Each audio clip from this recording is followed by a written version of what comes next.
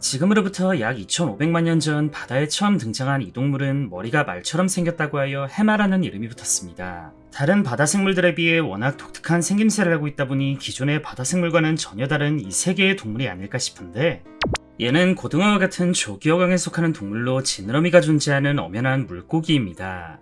그리고 해마의 가장 큰 특징은 바로 수컷이 임신을 한다는 점인데요. 해마 부부는 사랑을 나눌 때 서로 꼬리를 감는 방식으로 짝짓기를 진행하고, 이때 암컷은 수컷의 알주머니에 알을 박아 넣으며 수컷을 임신시킵니다. 이후 수컷은 전에 받은 알들에 자신의 정자를 분출한 뒤 직접 수정시키며 임산부가 되는데, 여기까지만 보면 그냥 알을 맡아 보관하는 개념 아닌가 싶지만, 수정된 알을 그저 보관하는 다른 수컷 동물들과는 다르게 자신이 직접 수정을 하는 등 임신 시기 수컷 해마의 몸에 일어나는 변화는 다른 암컷 동물들의 임신 과정과 매우 유사합니다. 수컷이 직접 출산까지 하는 동물은 지구상에서 해마가 유일하다고 하는데요. 약 3주간 알을 품은 뒤 출산을 끝낸 수컷은 그 즉시 새로 수정할 수 있고, 살아가는 동안 약 15회 정도의 임신과 출산을 반복합니다. 수컷 해마의 출산 과정은 그냥 보는 것만으로도 입이 쩍 벌어질 정도로 놀라운 광경이며, 이 작은 몸에서 약 2000여 마리의 새끼를 하나하나 뿜어내는 식으로 출산합니다. 다만 이렇게 태어난 새끼들이 성체까지 온전히 자랄 확률은 고작 1%밖에 되지 않는다고 하는데, 그 이유는 해마가 성체 기준으로도 너무 X밥이었기 때문이었습니다. 해마는 워낙 특이하게 생긴 외형 때문에 관상어로도 인기가 꽤 많은 편인데요.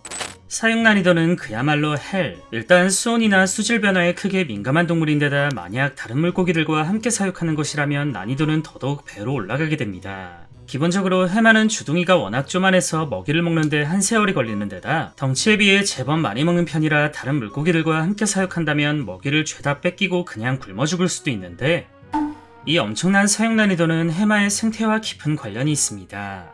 보이는 것처럼 이 녀석은 다른 물고기들과는 다르게 몸을 꼿꼿이 세운 채 수직으로 헤엄치는데요. 애초에 이 자세는 바다에서 헤엄을 치며 살기엔 매우 불리한 자세입니다. 아이러니한 건 해마가 이 특별한 자세 때문에 X밥임에도 불구하고 지금까지 살아남았다는 점인데, 과거 해수면 상승으로 인해 수많은 섬들이 바다에 잠긴 시절, 그곳은 엄청난 양의 해초로 뒤덮여 바다에 살고 있는 동물들에게 커다란 혼돈을 주었습니다.